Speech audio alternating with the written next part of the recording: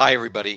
Today is April 19th, where I am, and April 20th, where my guest Sanjeev Sabhlok is. And he's an amazing man. I've only known him very briefly. I'm in his debt because I was in space today and I got things a little bit started late. So I'm very much honored. Tell us a little bit of what your background is, what your tasks have been, and what has interested you um, emotionally, philosophically, economically. Hmm.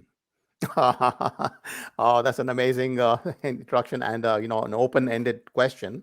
One can go on forever. No, but basically, we are talking because I've had a very significant problem with public health over the past 3 years, and public health has not behaved the way I would expect it to behave. So my history is that of a civil servant in India, senior civil servant in the Indian Administrative Service, which is the premier civil service of India. And then I resigned because I was sick of the corruption there and I wanted to fix it. So I started a political party for India, etc. Then I've been working in Australia for as an economist for over 15 years. And then I resigned here as well once I realized that I'm being bullied by my chief health officer, in Victoria. So this guy is telling me to wear a mask outdoors. And I sent him a video on Twitter saying, uh, look at this, where the hell is the virus? How can it possibly enter my nose when it's not there? So please, give me the logic behind it. He wouldn't respond and he blocked me. In the meanwhile, the premier, they call him premier, the chief minister of the state here, Dan Andrews, started getting the police to beat up little young girls and choke them because they were not wearing a mask outdoors. And to me, that became like 1984. I said, this is getting really bad. I'm working in the government. I'm writing a lot of articles in Times of India about the whole situation, basically telling the country in India, because that's where my focus was on India, right? Now, these guys are now forcing me to do something about it. And so I said it's 1984, etc. Then this department, my bosses and others, must have found out that this guy is raising a lot of ruckus on Twitter. Not a lot of ruckus. I started criticizing this whole thing on. I was criticizing the Indian policies first of all, Hmm. okay, but then I didn't criticize the state government here. But then I started criticizing the state government. They asked me to remove things, and I resigned on the spot. So that's my second resignation. But this Well, time, because of I want to stop for a second. Just like Hmm. bravo. I mean that's a man of principle. That's a tough thing to do. Look, I'm sort of, I'm a bit of a bull. I bull in the china shop. I Hmm. just want the things to be done right. Otherwise, I don't participate in that process. Something of the sort that we discussed with you earlier. It doesn't work for me as a human being. I don't live two lives. I don't care for other people's opinion about me and so on stuff. There's a lot of history there. But this is not the only time I've done this kind of thing. I've taken a lot of stands in my life, and I continue to fight criminals. And once I decided these guys are criminals, I wrote also a complaint to the International Criminal Court against the premier, a long 100 and something 50-page complaint, providing all the details of what the laws, principles, etc. that they violated with the lockdowns and all these other things which are not based on any evidence. And at the same time, we had this guy Anders Tegnell, with whom I've been in touch briefly, by the way, and he did respond to one of my emails. Where I shared an article that I had written about Sweden in the Australian, the newspaper, the main newspaper of Australia, and he responded and he said thanks and so on. So, but the fact that Tegnell is giving a master class on public health, Hmm. at the same time we have these characters not responding to even the basic questions. The first thing is consultation, transparency. Tell us about why you're doing what you're doing. Right. I agree. So, and that's why we are talking, because I resigned 3 years ago, more than 3 years ago now, and um, oh, not actually, it's 2.5 years ago. Sorry, what am I saying? I've lost my numbers. No, 2.5 years ago I resigned, and just fighting the whole thing and writing and doing this and that. So on a personal basis, how are you supporting yourself? And what are things like at home for you? Like literally your home, your house, your friends, your family. How has your status changed? Emotionally, socially. Well, I'm surviving because both my wife and I work, and so she's still working as a social worker now. She's, by the way, a senior civil servant as well, from India, my same batch, but she works as a social worker now because of various issues. Let's not go there. But the thing is, we're surviving somehow, and yeah, I planned to get back to some work, and I've been trying it, but no one's hiring me. That's what I've realized in the last few months. I think my reputation here in Australia as an economist who speaks his mind is not welcome by anybody. Mm, Look, that's okay. I think to survive doesn't take too much. And my friends and family, some friends were obviously unfriended, mhm. during this process, because they thought that I'm talking nonsense, and I thought that they're doing that, and so we didn't have any match. But otherwise, I'm not a very social person.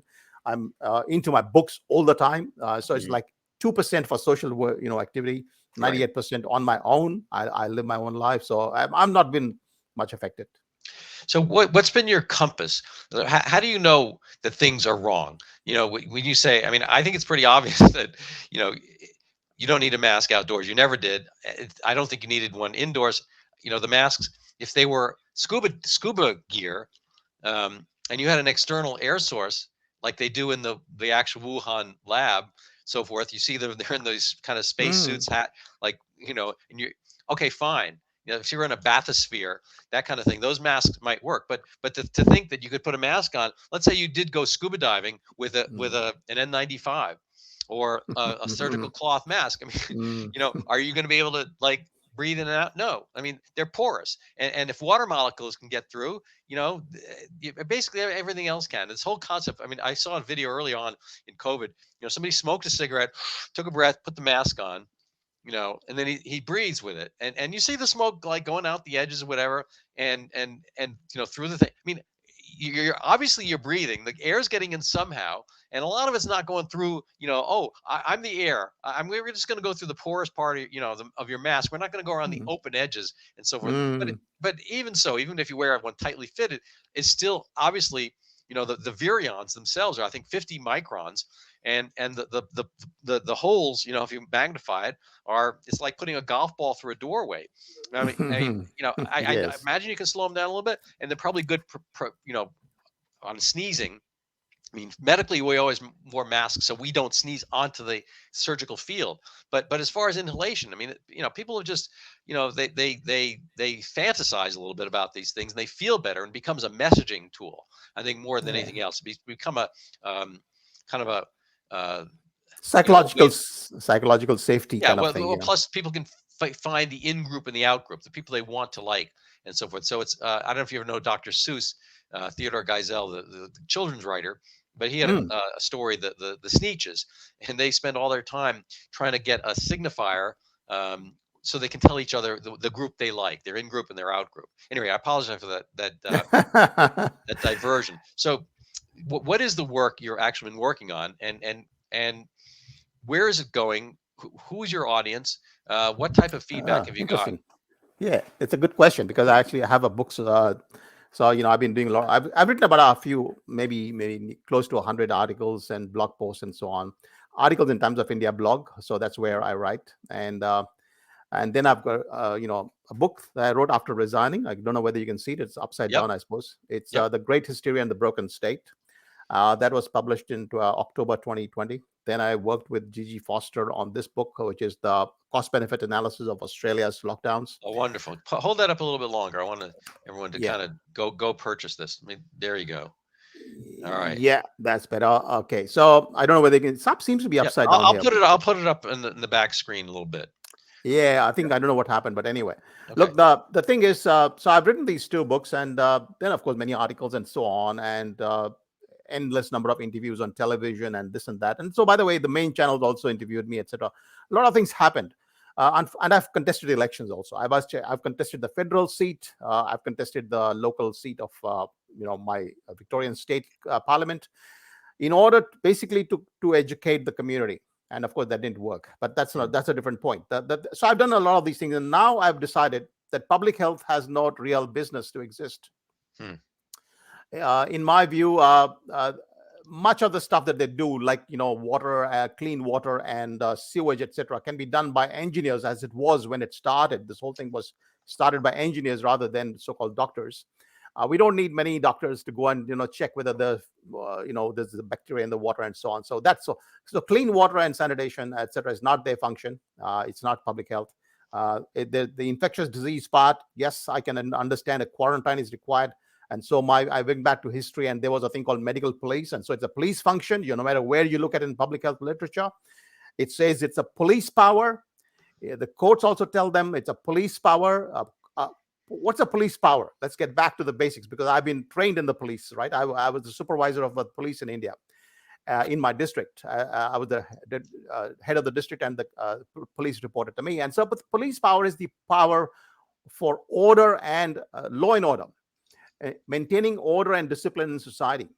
Public health is not about law and order, but it says that the power it has got is basically a police power. Well, in that case, I'm asking the question, why the hell are you doing it in the first place? Why do we need doctors to do a quarantine? A quarantine is therefore best done by the police. As it was in the past, there was a medical police. I've looked at the literature. And so we separate that quarantine function, which is really important. And for the other things, like vaccines are not a public health function. I refuse to accept the idea that somebody, you're poking somebody with a vaccine, that should be a public health function. The more you look at, and I've looked at Donald Henderson's work, you do not need to vaccinate the whole world, even to eradicate smallpox. I didn't realize that till I finally started reading his work and actually listening to his talks on the YouTube. So when we realize that this basically is about a very targeted approach, you target the area, even for smallpox, you find out where the things are, you target the thing, you do a bit of contact tracing, and you ask those people to vaccinate, and that's about it. The rest of the society doesn't have to. So that's for a thing that can be eradicated. For other things, you really cannot eradicate them. And for things which you cannot eradicate, I do not see this as a public health function at all. Unfortunately, in economics, there's been a lot of casual and poor thinking. And so they have justified vaccine mandates. There's a lot of literature. Even Jay Bhattacharya's book, I'm sorry to say, justifies vaccine mandates through a very shoddy piece of economic thinking. And I don't think that's the right way to go. You have to really say that if it cannot be eradicated, then it is the part of nature, and therefore it is not your business to have the so-called externality. To prevent others is not a good excuse to force the vaccine on anybody, particularly if you cannot eradicate. And even if you can eradicate the thing, I'm arguing, the science is very clear. Even Donald Henderson says you do not need to vaccinate everybody. So I'm looking at this very fundamental questions. What is public health? What does it do, and why does it do it? Who are the defenders? What are the arguments, in its favor? So that's the kind of thing I'm doing. It'll take me about at least 2 years of work. This is going to be a very big piece of work. I'm expecting at least a couple of million words. Oh, so 1 million, if not 2 million words. That's going to be like, volumes and volumes of material. It's going to be basically collection of evidence from different sources, like including your book and so on. So I'm going to prove the point unequivocally that these things cannot be part of public health.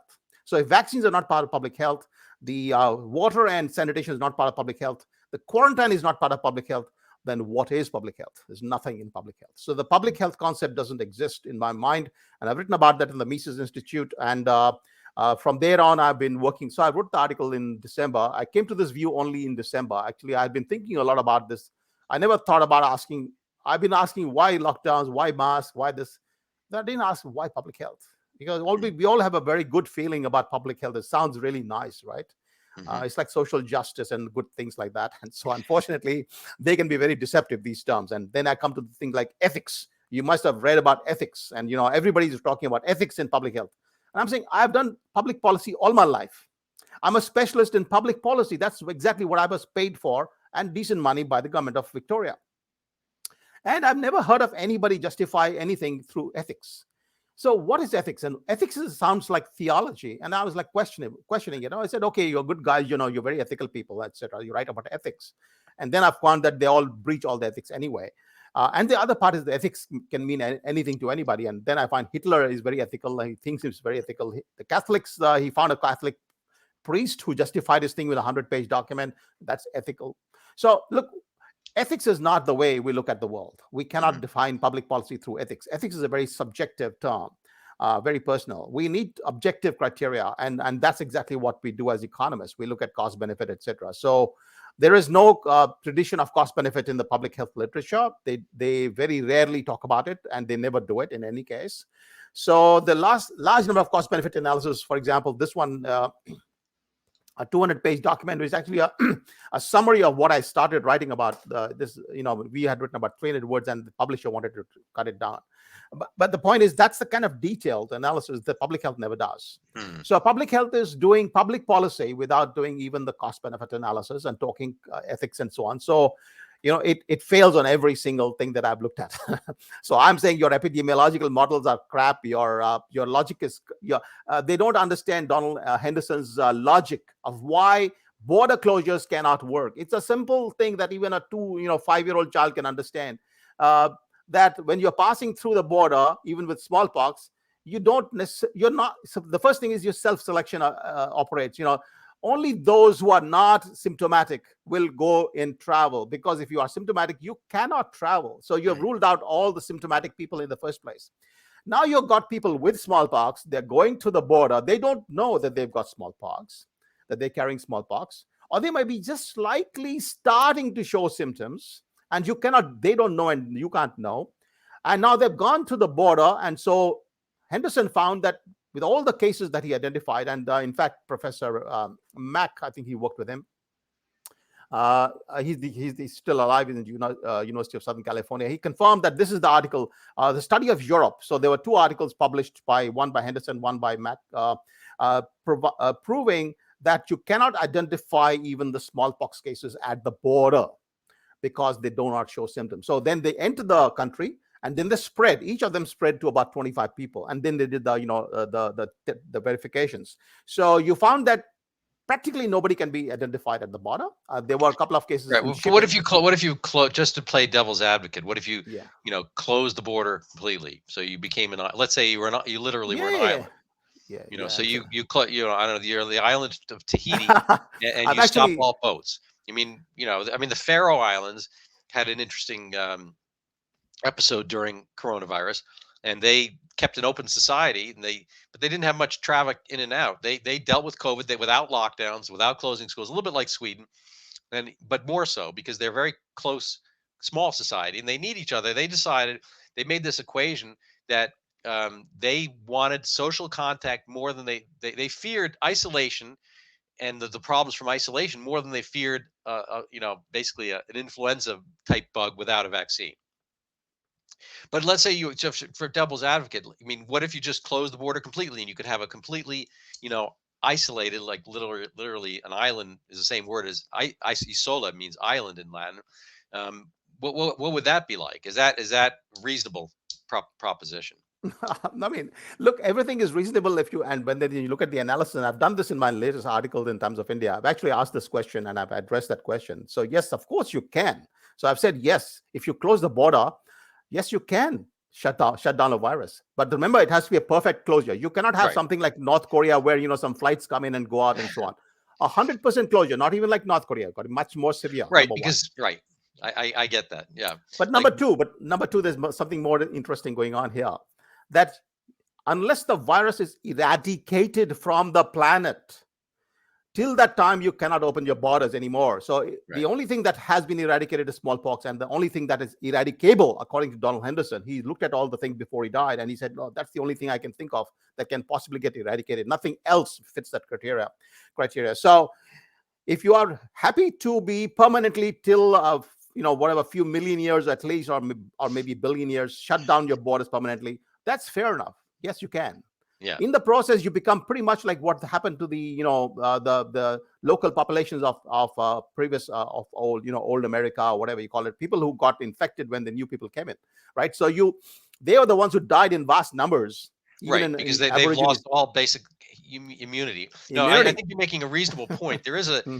um, there's kind of a dynamic tension. It's not quite symbiosis. It means something different, but basically, your population is never going to be 100% living 100% of the time for forever.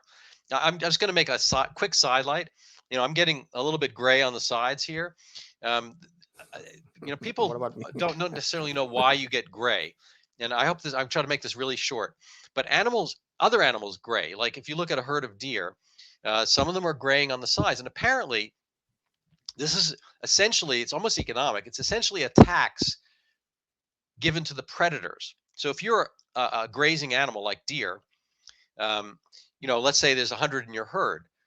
If you could make an economic choice, a preference choice, say, okay, we understand there are lions and tigers or whatever, panthers out there. We're going to lose a couple of members of our herd every year. Whom would we least likely be eaten? Well, we don't want the kids eaten, right? That's horrible. We don't want the fertile gals and so forth. The guys that can take care of themselves are the strongest men. So we don't want our teenagers to be eaten. We don't want our kids to be eaten, and the women, fertile women, so forth. But we know the panthers and tigers, they're going to get some of us. So what we're going to do biologically, I mean, this is not thought out. We're going to start graying, and this is going to be an easy sign for predators. That one, if you can get one of us, that it's It's a going to good be, one. it's basically an agreement between the predators and the prey. Like, we don't want you to eat us, okay? We're going to run, but if you are running, you're going to see that one. That one's probably a little bit slower. It's going to be an easier time for you, and that's the one we're going to lose. That's the tax for being a herd.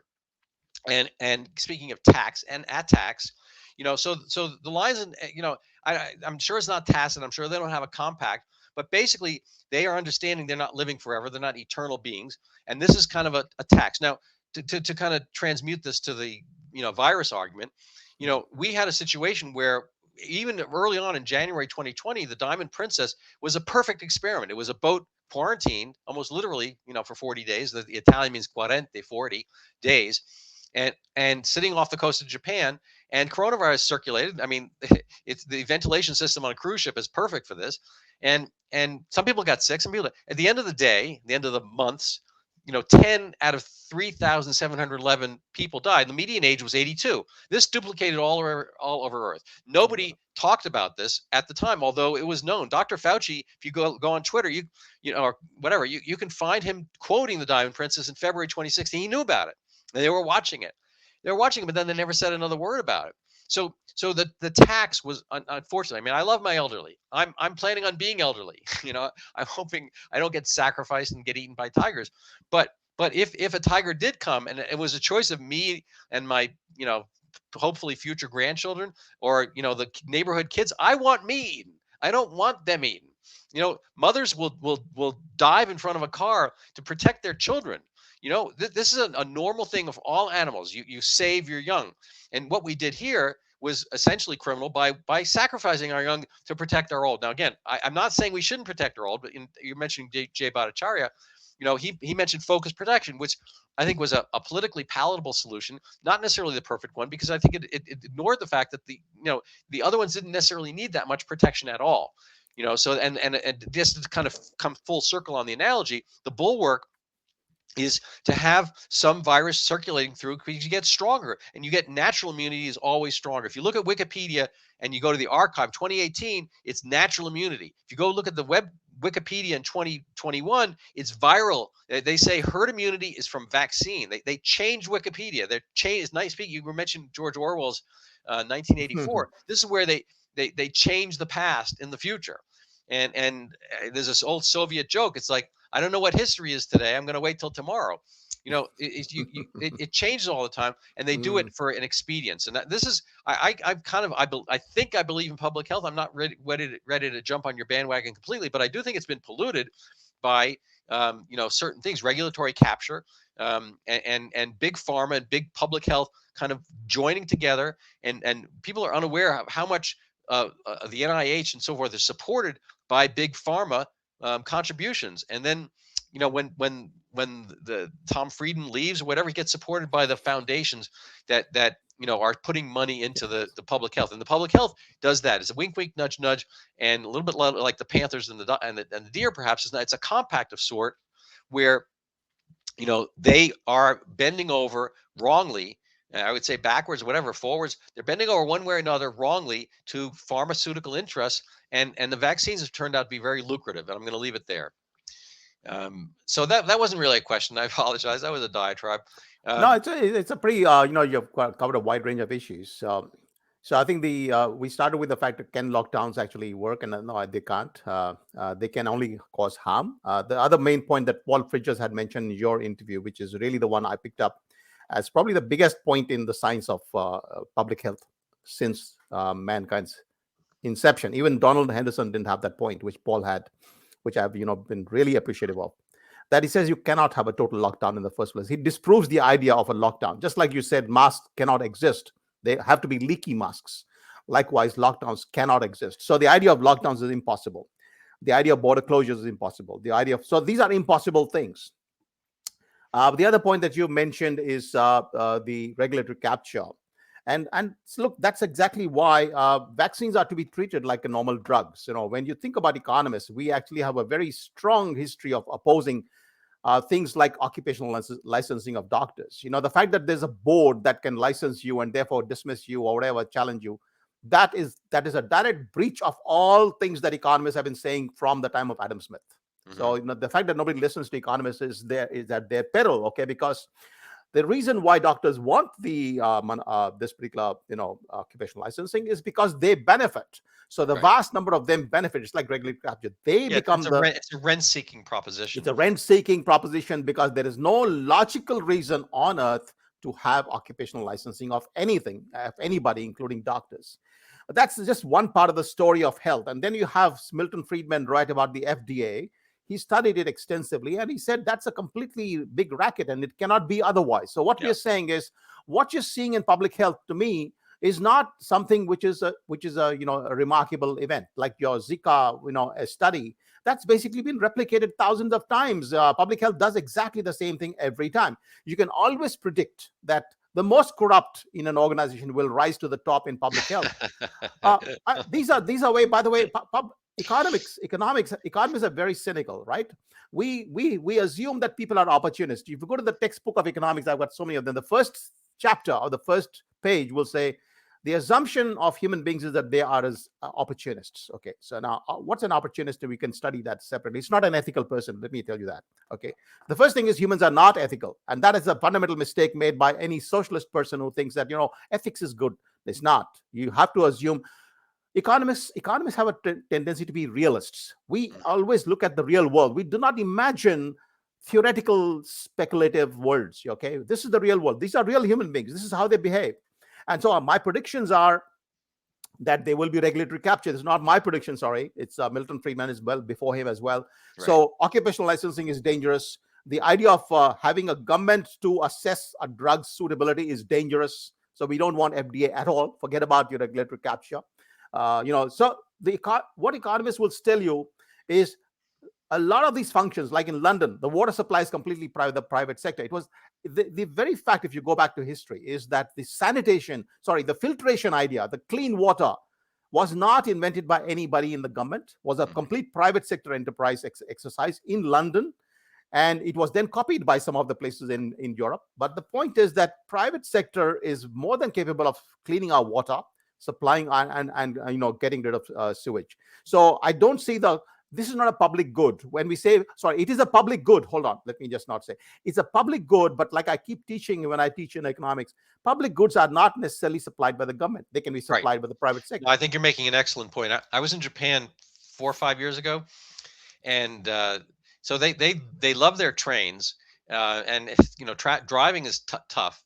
Tight roads, very concentrated place, and the train. Okay, fine. There's obviously aspects of it right of way, and certain train lines, and then sharing a train through private companies. I mean, I think they have a national train company, but at the very least, they subbed out the real estate rights for their train stations, and so this has created. I tell you, they were eye opening. They were remarkable, beautiful places. The train stations here, you go to train stations, bus stations in the United States, like you do not want to hang around those places. They're very poorly run. They have the tragedy of the commons.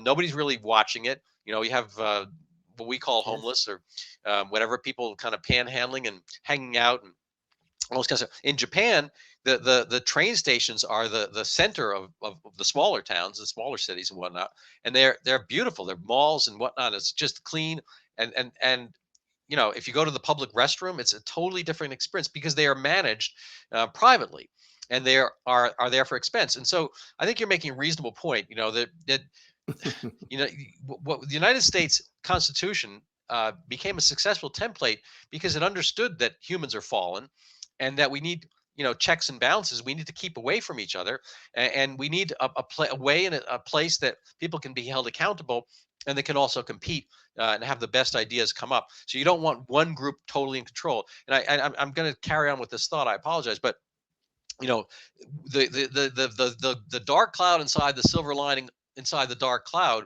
of coronavirus for me was that this is, and again, change metaphor, was a little bit like canary in a coal mine. What we saw was the parliamentary system, which we always thought was democracy, has a huge fault line in this situation. So our, the U.S. allies are, the Anglospheres like Canada, Australia, the UK, New Zealand, and whatnot. Um, those places went through horrible times, and they wound up with a tyranny of the majority. And so they have a parliamentary system which is kind of, black and white. It's just kind of one thing or the other. So you have total power and everything's centralized. The UK does not have an actual constitution. They have this written, or excuse me, unwritten constitution, which I don't know what that is. It's basically common law, and this is kind of the way we do things. However, you can start doing things differently, and there's no checks and balances, no Supreme Court to intercede. The president, the prime minister, is elected by their House of Representatives. Obviously the House of Commons they call it, but so they basically have, a one party system, and it's not communist, it's not authoritarian, but it is temporarily, at the very least, until you figure out a way to get rid of them. And while they have power, they have complete power. The United States at least had this. We have a federal system where we have divided states, and states used to mean independent countries. I think when the United States of America happened, people don't realize it was the United States of America, and they were individual states, just like Belgium and France, and they were grouped together for external things like protection and whatnot. So in the U.S. we actually had a little bit of this federal system at work, where there's competition between states. North Dakota and South Dakota did different things. New York and Florida did different things, and you can kind of have these things, these ideas compete and bubble up and get to our friend Paul Freider's concept. The kumbaya of this one world government that tends to be from the left, from socialist concept, does not work, because you get rid of the competition of ideas, and you wind up necessarily with corruption, because more power, more corruption, less, you don't get the ideas bubbling up, you don't get them filtered up. And so what we saw through a lot of these uniparty parliamentary states was horrible draconian measures, like you're mentioning, like police choking people, and keeping people out of parks. And what Australia, we always think is a sweet little nice place with kangaroos and whatnot, and very pleasant civil place, and no crime and all this kind of stuff.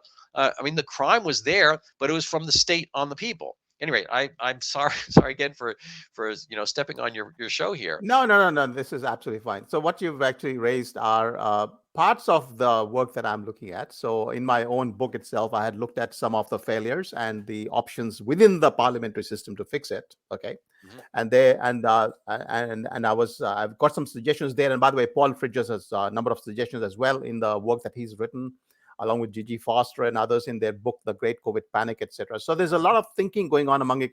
See, the thing about economists, we always look at systems, right? And if you look at Buchanan's work, uh, he's looked at, so we look at why democracies fail. We look at why why governments are always corrupt. Uh, these are the kind of things that really are of interest, and that is definitely part of my review. What you've just said, it will be part of my work. The other point I just wanted to flag for those who didn't really know about it, because I discovered it only a few years ago. The Japanese train was a very good example. Are you aware that in the 1960s it was still in the government hands, Yes. and it was not distinguishable between the kind of trains that you get in India, um, which are really dirty and Mhm. filthy. So they were always late as well. So let me explain. So when you said you're not yet bought into my argument of public health's existence, I hope to persuade you by the end of the Not year. non-existent. Yeah, the question. So the idea that public health, in my view, has no role. So it's got no role. What they've also done now, by the way, if you might have been aware of, they've been busy trying to tell us what is good for our health, and they've been giving us these guidelines and so on. They're encroaching into our thing. Fat is good or not good or whatever. Look, that's a matter for me to decide. I don't need you. I don't need Yeah. anybody to tell me that. Yeah. So public health is doing things which has no business to do in the first place. So it's actually just trying to grow and grow. And they also have included social justice as part of their work. And there's a lot of public health university websites and literature on social justice. BLM is part of their work, apparently. And then we have climate change. So they've also added climate change. I mean, there's nothing in the world that they can't include as part of our so-called Right. health, right? So I don't think we need any of that. So my point is, none of that. Shut it down. Let them go home and lock up all the Faucis in the world. Punish them, etc. if possible. But at Give least shut down you want to this you damn thing. right. You want to lock down Dr. Fauci. Absolutely. I want to lock down a lot of other people as well. But leaving that aside, which is probably not possible, as Paul would tell me, because we've had chats about this, he says no, no accountability. Nothing is never been a case, an example in history, apart from the Nuremberg trials, which also, by the way, only touched about 0.0001% of the actual criminals. So leaving aside the accountability part, which is almost impossible, let's go to the fundamental and say, why do we need public health? So that's my question. And I'm inviting anybody, who has an interest in this to Right. write to me about their thoughts, and let's take it from there. Yeah, no, I'd like that. You left me with a couple pages I'm going to show people, just so they can get a concept here. And obviously they'll have to go to the links themselves. So this is PH, and it's sublok dot city.com, or excuse me, sublok city, one word. And you'll have to check this out. Um, and yeah, I don't think you pull any punches. I mean, No, um, I I don't think pull that's a punches. really fascinating thing. I'm not going to be able to, go over the whole article here. Um, There are two but books actually, about a hundred yeah, thousand words already. Yep. yeah. And this is a little bit of your public health review. I guess the PH stands for public health in the Yes. title. Um, Yes. and we can, I'm not sure we're going to be able to go through all of these, but I think they're provocative. Um, uh, and so this is a better look here. Um, and I'm getting, people can pause this if they want and take a look at it, and but I'm not going to do that right now. Do you want to go through any of those and discuss them individually, or leave them out there, or move on? Uh, it's an incomplete list, and I've been updating that list every day practically. So people who are interested, they can download my books. They get updated every day or so. I keep adding new material. I've been researching the Nazi ethics, the precautionary principle, the whole thing, basically the whole jing bang Mhm. about why do we need public health and what Right. exactly is its function. And I'm finding that it can basically do nothing. Well, It's no, I take that. I mean, I dispute that. It can do actually grave harms. You know, the yeah, that Jews. is So my heritage is East European Jewish, and I lost members of our extended family in the Holocaust and the Nazis. So, but that was a lot of it was a public health measure. yes, Jews were kind of demonized as vermin. Um, you know, and it was really, the place was going to be Judenfrei, free of Jews, and a lot of the public health aspects were analogized. But we as humans. I mean, I don't blame just the Germans. Like, I think that humans have this yes, capability, and we see this happening in different ways at different times. What's happening oftentimes, and again in the name of public health, like for instance, if you wind up opposing the castration, say the premature castration of your child, which again, a public sphere, it's oftentimes in the public schools we're finding out that these concepts, which are, they have a religious aspect to them, that you're going to find your telos, your true purpose by castrating and neutering yourself, which is contrary to the way that animals got here in the first place. I don't think anybody came from anybody who was neutered or castrated. At least I think my parents were not castrated or neutered, at least by the time they had me. At any rate, this is obviously inimical with the production and reproduction and continuation of life as humans. Maybe the deer and the panthers we mentioned will still be here, but we won't if we wind up castrating our kids. Anyway, if you disagree with that as a parent, public health can come in and take your child away from you and Mhm. deposit that child with somebody who will allow the flowering, as it were, which is kind of interesting. Is Mm, the option? Flowers are sexual, and so so I basically allow the non-flowering of your child, and you can lose on a lot of different ways, and all those things are in the name of public health. It's amazing to me that what is considered public health. You were speaking to morals and ethics, and so for these things, I outside of very kind of, I guess, eternal um, framework. I mean, I think the Roman Catholic Church. I'm not a Catholic, but I respect that they have written things out, and this is what you do and you don't do. And they've been against abortion. They say abortion taking of life. Well, fine. And so, I think they would similarly come down with the fact that you cannot, mutilate, castrate, mastectomize a 13-year-old girl, or castrate a 12-year-old boy, and so forth. People wind up doing things over the course of their lives as adults. I'm not really in favor of it as adults. I think it's malpractice. To see that as an expedient. I think it's a weird kind of fetishization of the body to think that you can cure your issues and problems by extracting or excising something or even adding something. If I decide, I'm not really smart enough, I want an extra head on my shoulders, or I mean, people have had these kind of superstitious aspects, um, and all well and good. They're welcome to them, I guess, to a point. But you can't have the power of society coming down and doing these things when, in fact, mind you, the same public health said exactly the opposite merely like 5 years ago. If I had Yeah. come up, frankly, if Mengele, Hitler's, infamous doctor from Auschwitz, had thought of, castrating the kids or so forth, I think they'd be like, what, like, we're killing them. But that's a little extreme. Just keep. It's like, these things are rather, strange and grotesque, and everybody's on board. Like everybody, all the whole medical establishment is on board with this. Like, what, did you? I mean, I went to medical school. Nobody talked about this, and if people had issues, which now you call gender dysphoria, like where was all that? I mean, maybe some people had it, but it's like, they're talking now about like 20% of the kids in school in the US, Because are consider themselves LGBT, et cetera, and so forth. Where did that come from? The numbers are enormous. And obviously it's through the public establishment. And so, you have to argue whether there is a public health, whether that's coincident, coordinated with public schools and public this and public that, and whether it is actually serving the public to whom they've attached their name, public, the people. mm. So now you've actually proven that you are on my side. Actually, when I said public health, what does public health do? You actually said it only does harm, which is what I'm saying.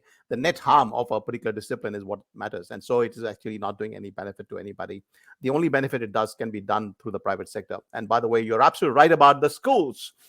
The idea of the government running schools is the most atrocious idea that I've come across. And I think when you look at the work of James Tooley, and I have his book here. I won't have time to share. It's called The Beautiful Tree. James Tooley. It's a wonderful, wonderful book, and I met him in London. He's a great, wonderful educator, and he showed why private schools can do so much better. But apart from the fact that they can do better, they actually are the representative of the people directly rather than a government body which is then captured by self-interested people, like you said, the regulatory capture and so on, or by ideologues of some sort, like all the stuff that's going on, with the castration and lbgt whatever, things. So the fact that you have public schooling is itself a fundamental problem. So we have had Lord Macaulay, in my view, as the person who started this whole exercise, and therefore responsible for it. He was a great liberal, but he made a fundamental blunder. So these are the kind of things that I work on, and then I've been writing a hell of a lot on these issues in the past, and I continue to do that. But this is not a focus on education. My focus will be on making sure that I understand clearly the purpose of public health. What is it that we need to do, and what is it that we don't need to do? And so far, by the way, I've found that there is nothing that it needs to do except a quarantine. Yes, for Ebola, if you're getting Ebola, you got a symptom of Ebola, I need you to be, we all agree that's a good thing to put somebody in a quarantine. And that can be done by the police, and the doctor can be sent in to check on the person. But we don't need a department. We don't need a discipline. And we don't need anyone to tell us what's good for our health. That's the last thing we need to tell us, eat more of this or that. And in fact, the funny thing is now people are saying eat more fat. And so really it's a very, very peculiar change of, ideas. And No, for that, it's amazing. Part of my book, I looked at exactly what you're saying, and there's the egg. I mean, mind you, egg. we mentioned climate stuff. There was global cooling, then global warming, then global whatever. I think I forget which started, but they've been back and forth and back and forth. And then they came up with this kind of non-term climate change, which is, I mean, everything changes. Everything Um, changes. and so I one of my slides in the book or pictures is of the egg, and is it, is the egg good or bad? These things are very faddish. The eggs were great when I was growing up. They wanted to put an egg in everything. I was in sleepaway camp, and apparently they thought I was too skinny, whatever that is. And again, I think they were wrong about that in retrospect, because I mean, what does too skinny mean? I was living and breathing. I was running. I was fast. I was a good track runner, and I obviously lived. And but they drop an egg because they want to fatten you up. Um, and then so the eggs are healthful, and then they are bad, and then they're good again. And people are like, oh, they bring high cholesterol. They don't. Whatever. These things are not all well proven. And even if they were, a lot of what passes for public health and public health instruction within the schools is inimical to the quality of life. Oftentimes, I bring this up. May I Yeah, trouble you with one quick yeah. story? No, please go ahead. All right. So I was at a function. This is like, the before times, before COVID, that we had cocktail parties and stuff. This is a business thing in Cambridge. And, it was a regular thing. Anyway, there were 100 people there, whatever. And I'm watching this guy. There was food and people have, no mask, crazy. And he was staring at like a little steak on like a satay, or, teriyaki steak on a stick. And he's just kind of like looking at it like a dog outside the window of the bakery.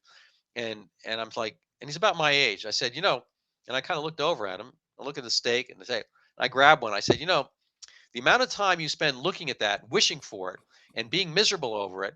Now, let's say there's two possibilities. One is you eat it, and one is you walk away. Okay. If you eat it, you will probably if you had come immediately to eat it, you would have spared yourself the 3 minutes you stood here. And mind you, maybe you're going to lose 3 minutes of life at the end. Maybe not, but at least you will have had the pleasure of being yourself, acting on your desires, and having the pleasure. And I got to tell you, I'm eating the thing. It's delicious. In case any rate, so he ate. He was like very much relieved. And I said, I'm only a doctor. I mean, I don't think you should eat steak, 18 times a day, whatever. But people need pleasure to understand, kind of, give themselves rewards and whatnot. But as far as dietary advice and all that kind of stuff, they spend so much time in the schools on the margins of the food pyramid, and it changes over time, and this and that. And the real determinants of longevity are actually things that have much more to do with your soul. And I know that's not a medical term, but when you are cohesive, when you are married and love, active in your community, helping people, and all that kind of stuff, people live longer. Now, why is that? Well, they probably drink less. They probably have less need for going out and hunting down drugs and whatnot.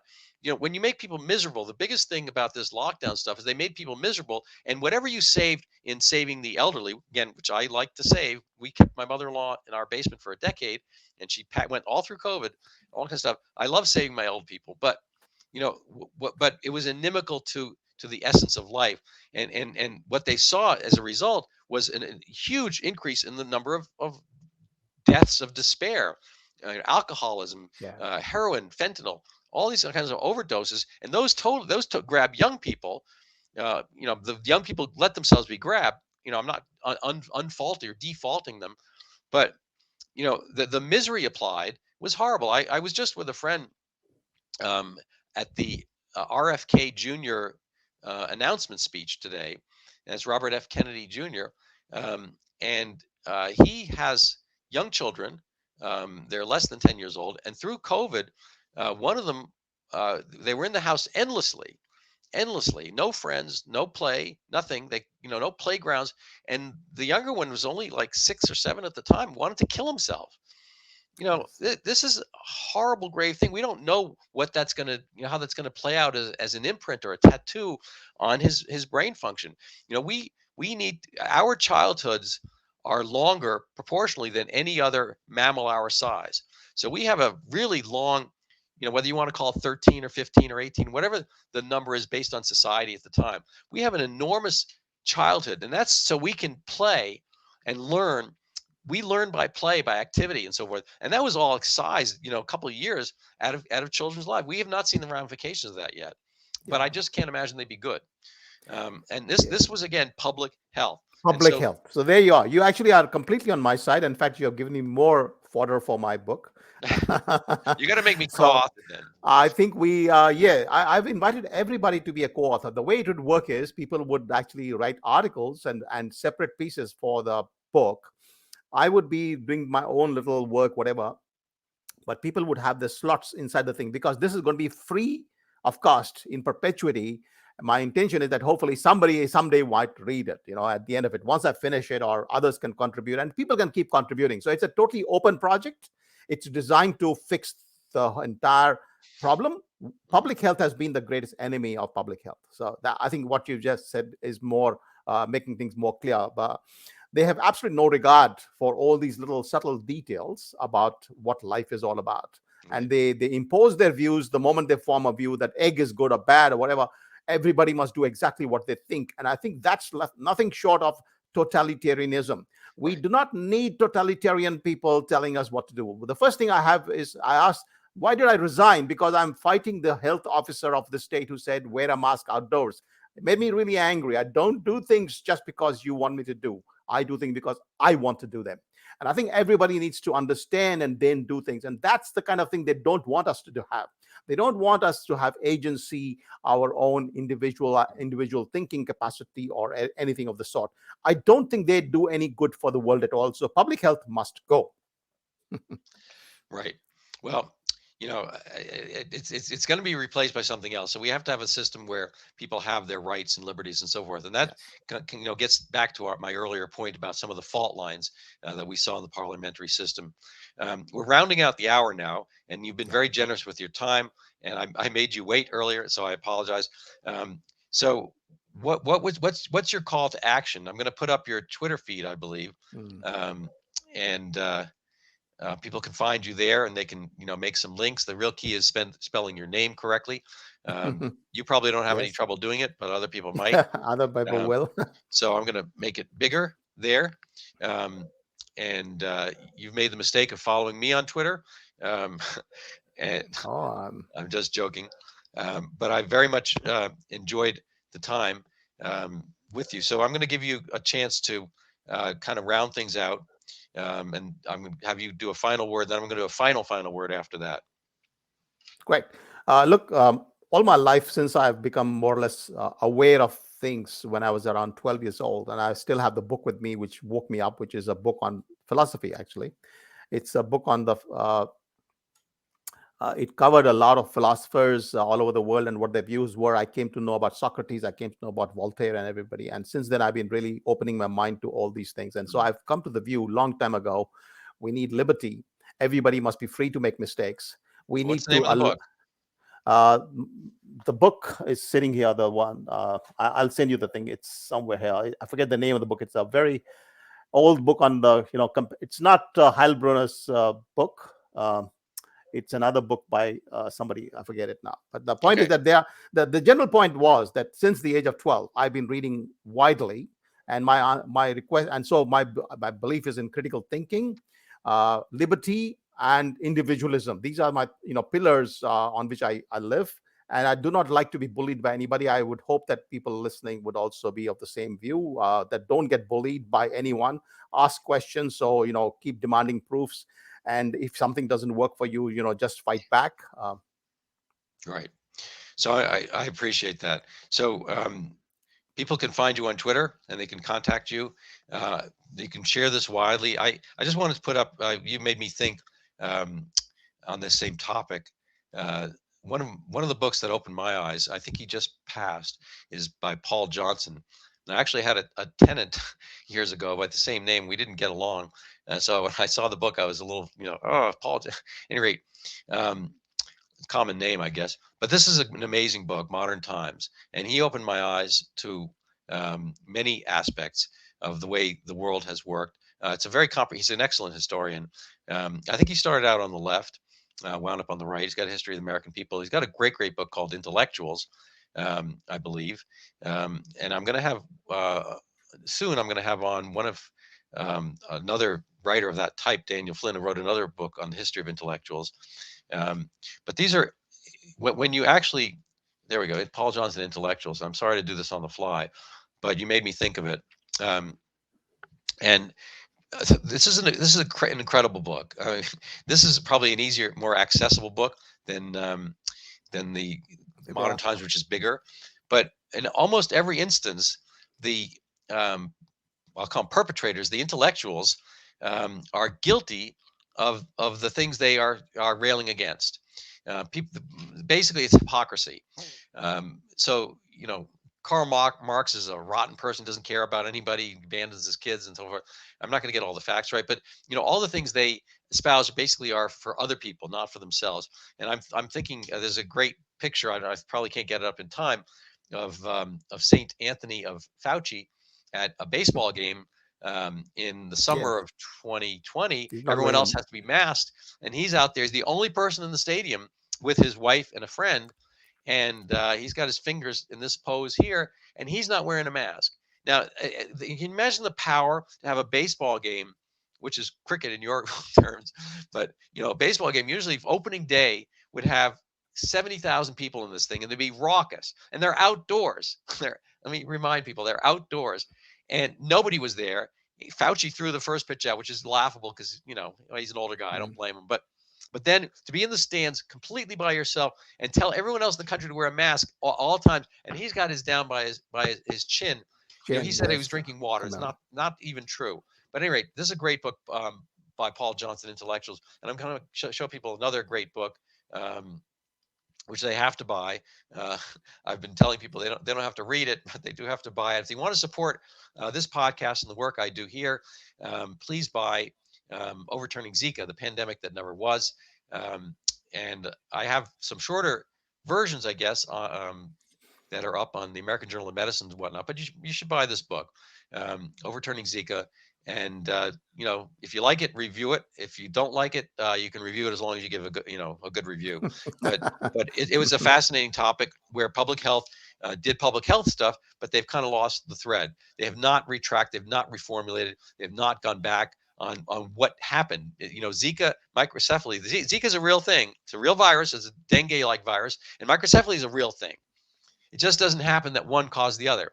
Zika is almost the same as dengue. I give people this little prop. There are four dengues, and Zika is kind of like this little one.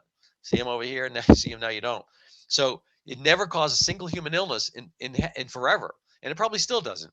But they sort of maybe found it. Maybe it was dengue, maybe it was Zika, whatever.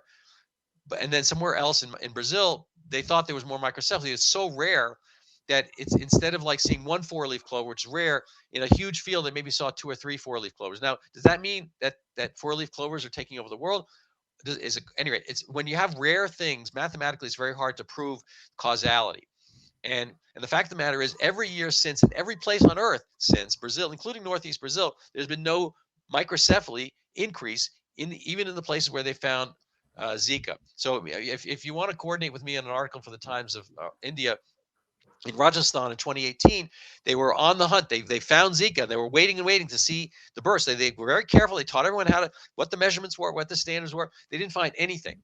Now that if I were the Fauci or the I can't remember the guy, the WHO, the Ethiopian guy, I would say, Tedros. Tedos. Anyway, I Something. would say, you know what? We're going to give this one a break. We tried. We're looking out for your interest, but I think we went over the line, and we're that honest. We're going to tell you when we're wrong, so you understand that when we tell you the next time that we're right, because we are always, Anyway, they didn't do any of that, and still is an industry, and there's going to be a vaccine just around the corner. And Okay. I don't want to make a bet with you because you're going to lose that they're going to monetize Zika, and then they're going to declare that they got rid of it. And this is $1 billion industry because there's 3.5 billion people in the tropics, and Zika potentially anywhere else. So I'm going to Mm. leave it there.